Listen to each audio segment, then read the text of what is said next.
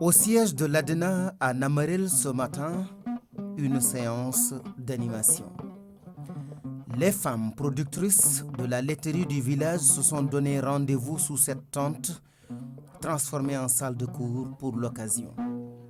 Sur la tablette de l'animatrice, l'hygiène et la qualité du lait. wadde ndeɗo jende koko faati e hygiéne et qualité du lait ɗum ɗon noddirani waɗi hirjinuji poɗɗi waɗede ha yimɓe mbawa waylude gonkaji mumen ɓe mbawa yawde jamanu kadi tawde ko ɗum kosam ɓe ko jiɗɓe hen liggude hoɓe mbaylo te so waylama ko aduna foof ñamata wadde ɗum moƴƴɗam kosam ɗam ummoto ɗam wona laaɓɗam so ɗam yettima kadi ɗam wona laaɓɗam kala taw kala ñamɗam fof wawata hen dañ caɗele guila programme o fuɗɗi sasa foof ko mbaɗne jewte ko fati herjino laaɓal wadde sasa foof min kewi yewtude hen hay jewtoraji ina waɗe gam yimɓe ɓuuri waw teddinde laaɓal ngal hande kala ɓirowo lawƴat largal muɗum sooɗoto lawƴat ɗum no ɓiddigal muɗum lawƴat ɓiddigal muɗum wadde hunde way kono nana so tawi ko aada ne wonnone nana wona aada gono nana wona yaade. Cette séance est la énième du genre. Objectif, aller au-delà des minima de règles d'hygiène pour taquiner les normes internationales qui régissent l'industrie alimentaire. Contexte de globalisation oblige. ɗum ɗon takat yimɓe mbawa wadde concurrence e leyɗele goɗɗe saabu netti hande homin jeeyi Nammorel tan saabu kosam hande hoɗam yaade banggueji foof hande nder Sénégal mi sikki Italie boom formation amen yeehi toon saabu ɓe aroɓe ɗo saaha foof cood formation nawata ɗum toon wadde firti hande ɗam tan wotan kosam Nammorel ɗum wotan kosam Sénégal ko kosam ɗam ganduɗa foof en poɗɗi ɗam ñaam ko ɗum saabi no laaɓal ngal ongal tengtina e nder golle ɗe.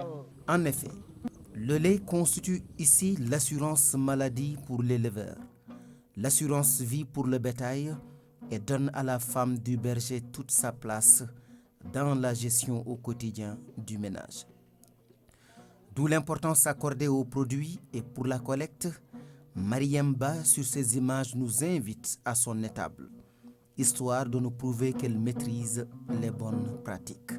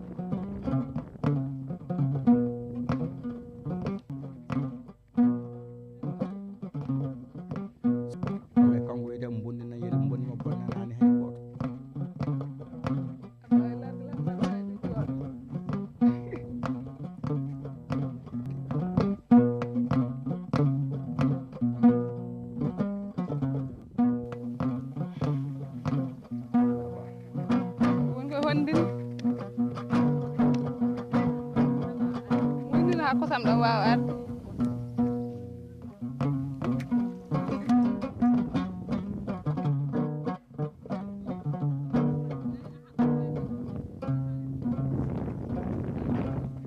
tagi mi gaɗade ko haade nagge ngal lakka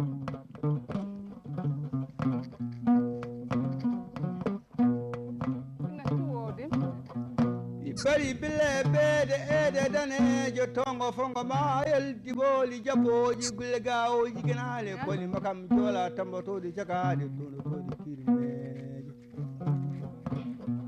so jaru hoɗama ɗo noddi sayi demba jeena ɓiɗe moƴƴere labamɓe toyo dubaji daji sappo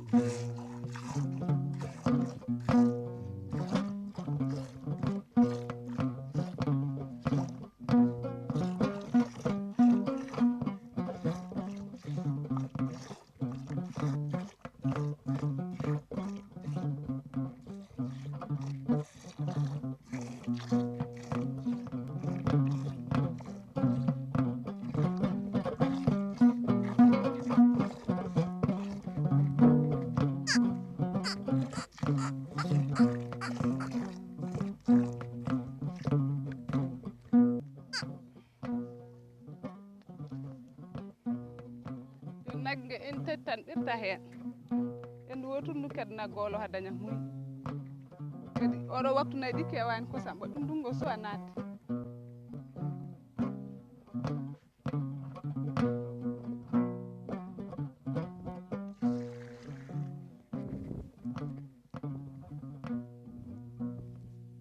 so beelama mbiyen o liggodiri min dande makko saabu ɗum waɗi ko daawi ɗe ngannduɗaa gila e keɓlugol nder galle ngol haa e kanko e hoore makko no heblorto e kaɓirɗe makko nde ummini toon kadi nde anndi kadi e jofde kadi eɗen mbawi wiide o liggodiri min dande makko.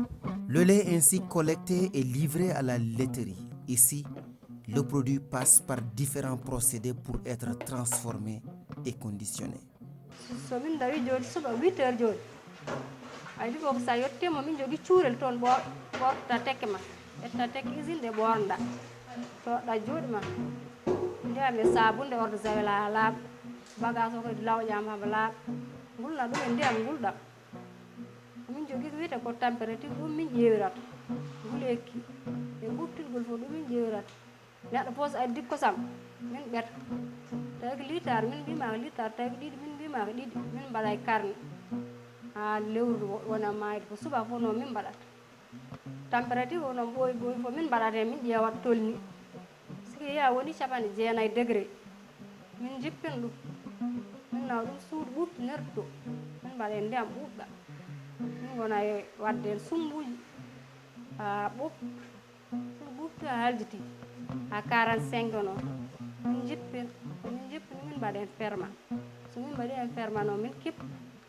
ha subaka janggo mum so min gari min tawi ɓendima min nana ɗum e frigo non min pewdirata kosam kono en nanni laaɓal noon kosam min teñi sa renaki tan ko jeeyaka hen yantata hen te ɗum ina aña sabi ɗum haɗa wawi yeede jeeya neɗɗo mbima kosam maɗam ina tuni ani ɗum noon sikki tuni ina addanma an boom usine ma uddede ala ko haali yeede neɗɗo ñaama ina wawi dañde hen caɗele kosam am wiyete galo min jiiɗi kañumne ko ƴellita e nder Sénégal ha kosam caggal leydi ɗam natta arde ɗam wawa kanjam fewnede comme no mais o fewdirte nen waɗe paquet aji ni e hay ɗum no min jiiɗi so min dañi taw tan wona yeeru ɗam kaɗam e fromage idan haade ɗum ɗo ara won nomin liggorto noon e ɗum ɗo wona gotum joni min jiɗi sa so jaɓɓa nden kosam amen min pendanano koye amen min nawa min cippoy min ƴeewi noon min ɗumin dal min pewna min anda min joni dañi golle ɗeɗo min jiɗi noon waylude jaɓɓal min jaɓɓanno ngal ida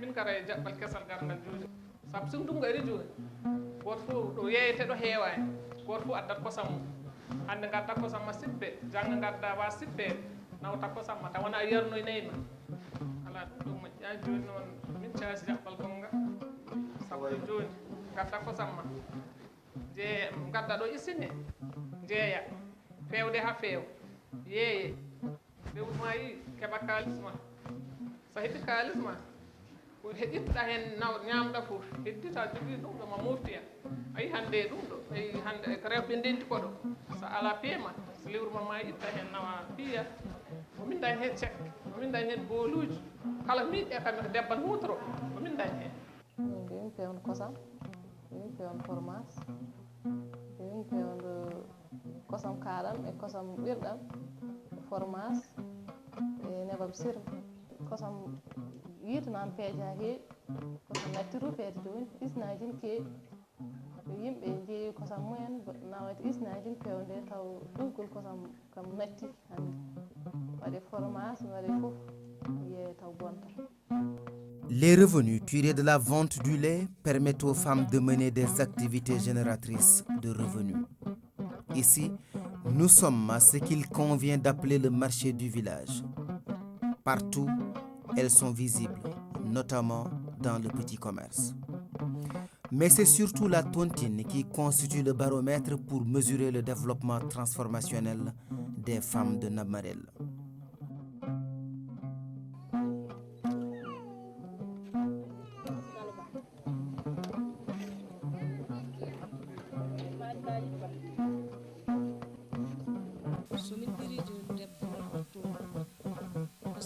so lewru ma yi min tiro ɓurko hen hewde daña hen rew ɓurko hen hew hen dañata fewmuya min peeɓ min mbaɗa tuubi joni noon ene yano nde nden min mbaɗano tuurde debbo ne yahanno ha teggita hedde nogas e jeetati ene waɗi hen teggitoɓe ha 17,jeetati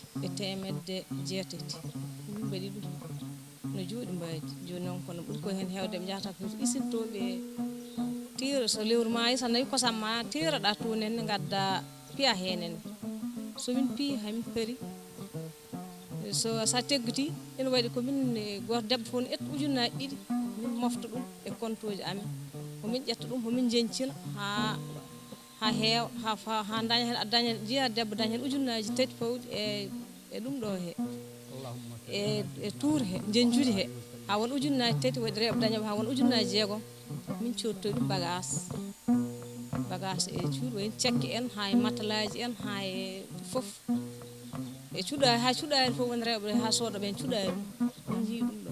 Signe que ces femmes ont déjà réglé l'alimentation, relevé la qualité du plat familial et vaincu dans une large mesure la subordination économique. Ce qui fait du lait un facteur de sécurité alimentaire, surtout dans des zones comme le Ferlo. On avait du lait pour l'autoconsommation. On avait du lait à offrir aux voisins, aux autres parents. Mais aujourd'hui que la laiterie est mise en place, nous avons un lait qui profite aux producteurs. Parce que ce producteur-là, il gagne un revenu.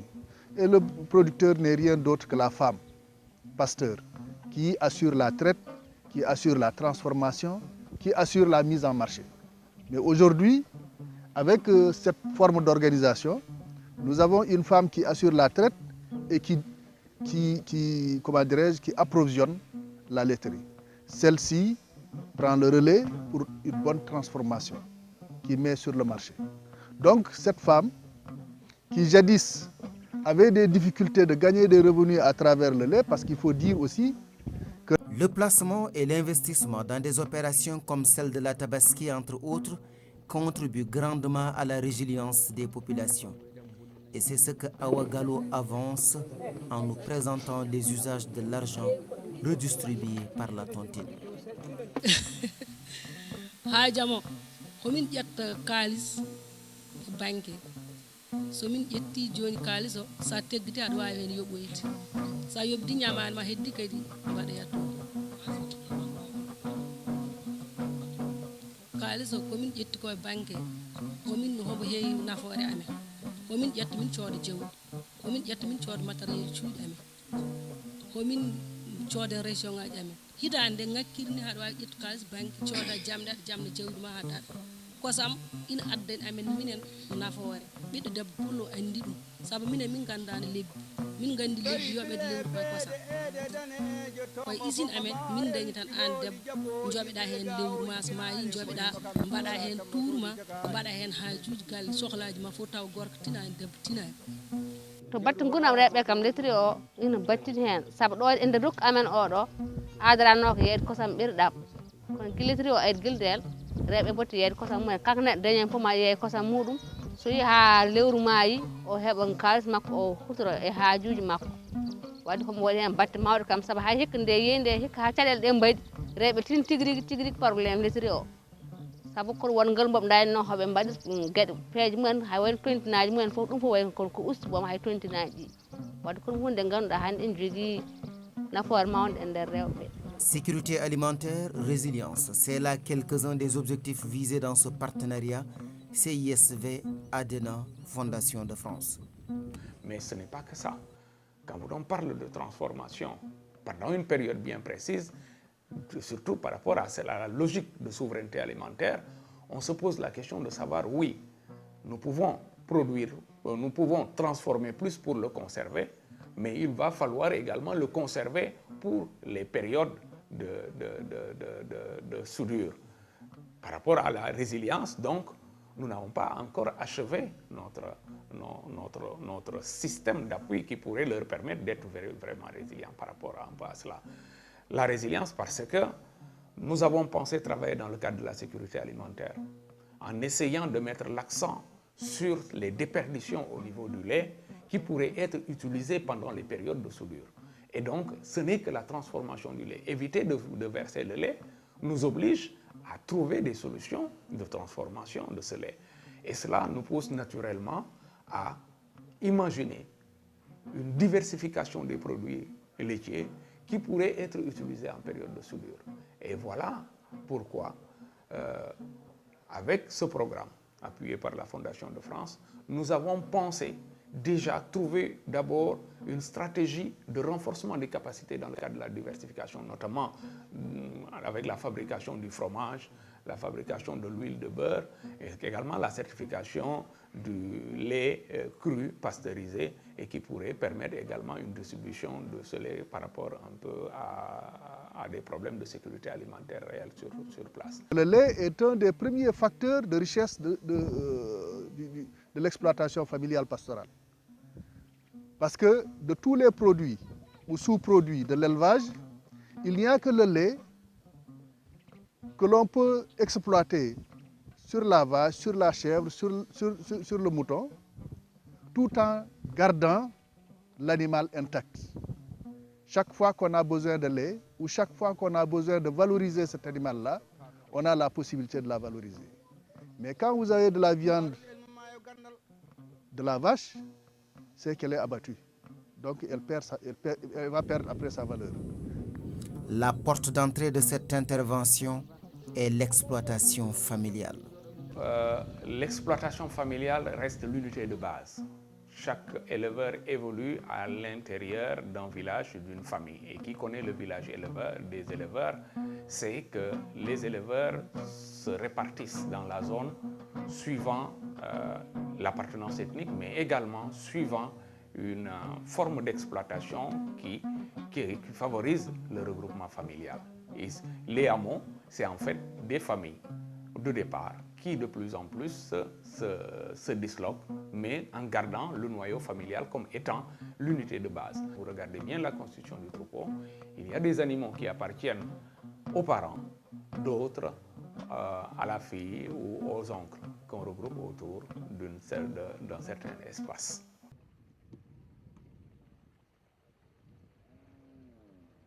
Allahu Akbar.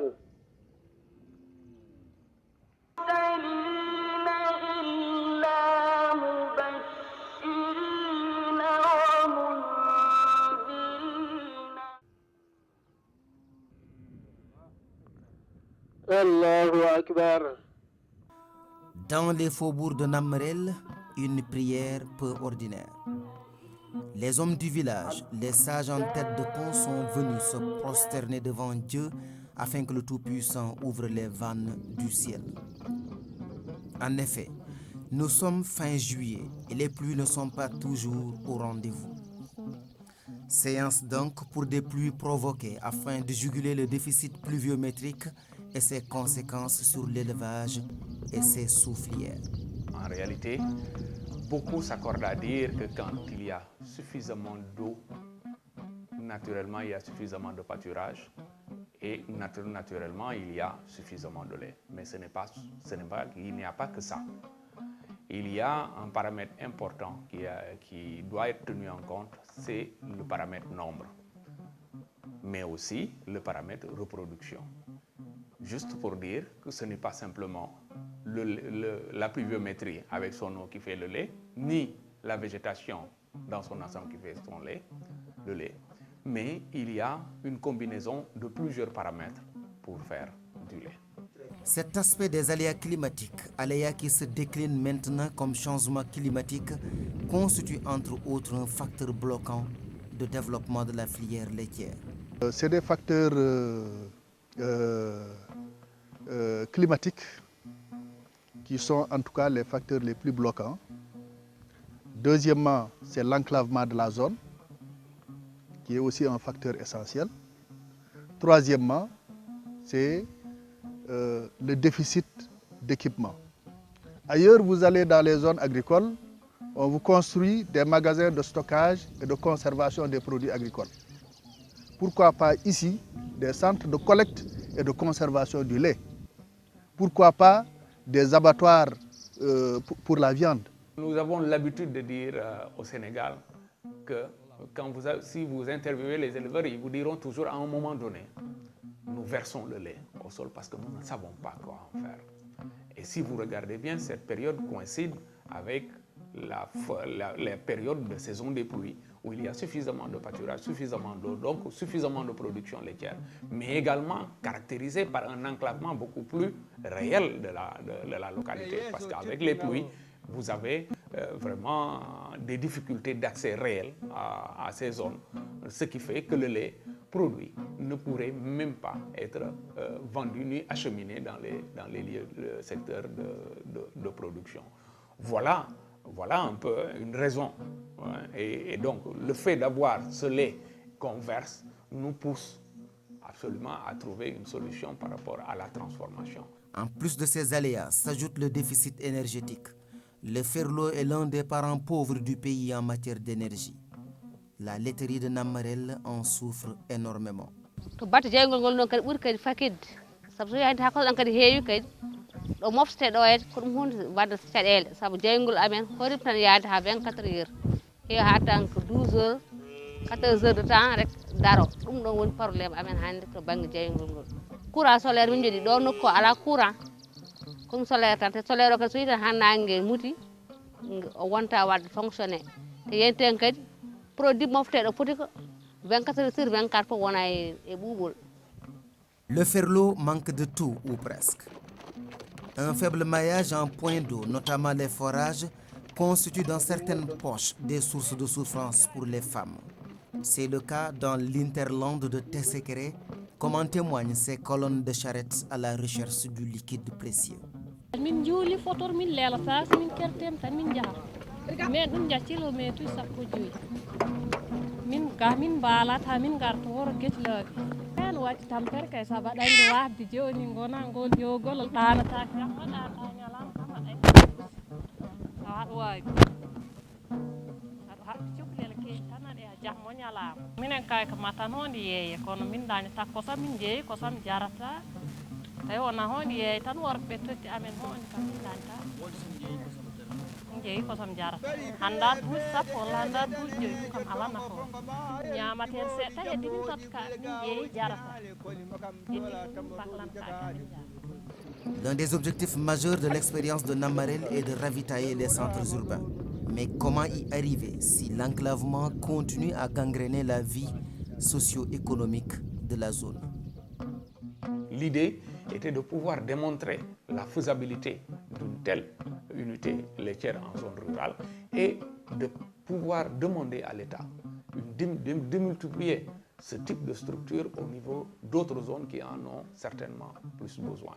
Et donc, en parlant d'enclavement, cela veut dire également que le lait devrait être peut-être vendu dans des zones urbaines pour surtout un problème de rentabilité réelle de ce prix, pour le prix du lait.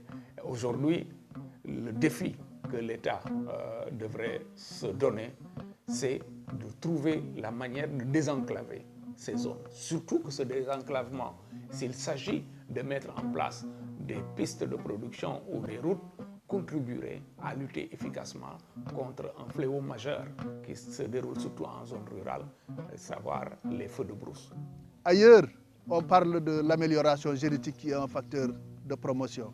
On parle du système de production intensif qui est aussi un facteur de développement. Mais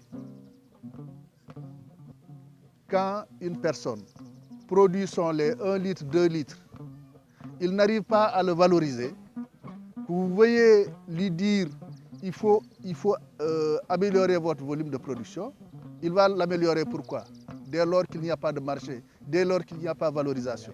Nous avons jugé opportun de nous concentrer sur la filière laitière parce qu'elle regroupait en fait les couches les plus vulnérables en son accord, notamment la frange femmes et jeunes qui travaillent spécifiquement dans le secteur de la transformation. Nous avions jugé important de nous arrêter sur ce secteur de la transformation, surtout par rapport à cette filière laitière.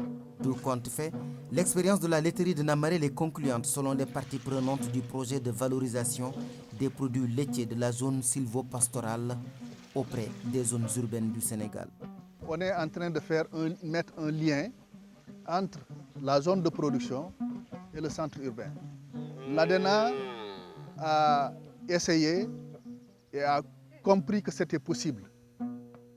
Nous avons eu des moyens pour, de la zone de production, amener du lait dans les villes. Et c'est un lait qui est réputé aussi de qualité. C'est un lait qui est apprécié par les consommateurs.